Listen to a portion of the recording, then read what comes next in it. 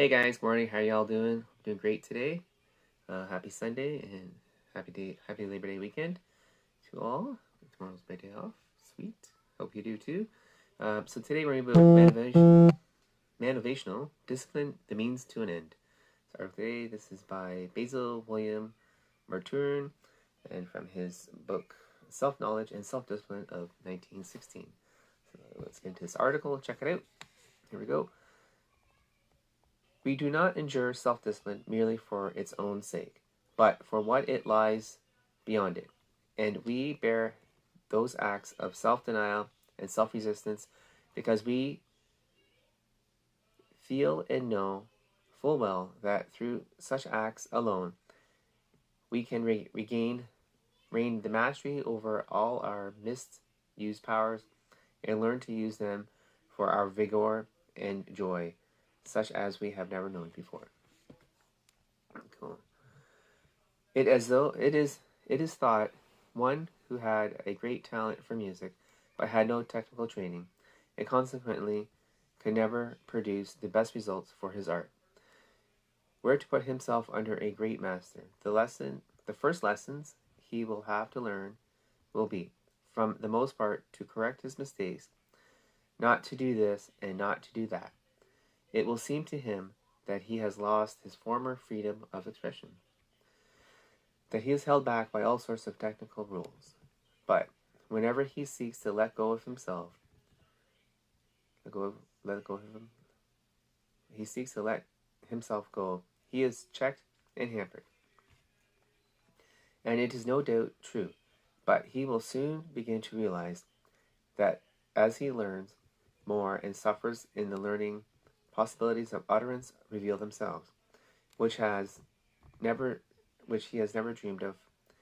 He knows, he feels that he is on the right path, and as the channels are prepared and the barriers against the old bad methods more firmly fixed, he feels that he might tide of his genius rise.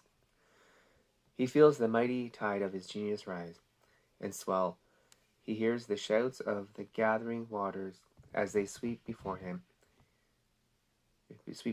every obstacle and pour forth in a mad torrent of glorious sound. All those days of restraint and suffering are crowned with the joy of full and perfect expression of his art. The restraint and discipline he knew full well in those seemingly unfruitful days were but the means to an end. The end is always before him, and the end is positive expression. The dying to his old untrained and bad methods is but the birth throes of a larger, richer action. Without such an inspiring motive, discipline, it's meaningless. It is cruel self-torture we need. Who does not know it? To fill our life, not to empty it. Life is too strong a thing. Our nature is too positive. The content with merely restraint and repression. Many a soul who have given up one thing after another and empty its life of interest after interest, learning to its dismay that its energies find no means of expression, turn inward and revenge themselves in morbid self-analysis and sticky scruples. They need an outlet, they need interests. You may check the flow of a stream while you are preparing to divert its channel, but you cannot stop it. If you try, it will only gather force behind the barriers that hold it back. Beat them down and rush through with a strength and volume all the greater for the restraint. And the stream of life cannot be merely held back.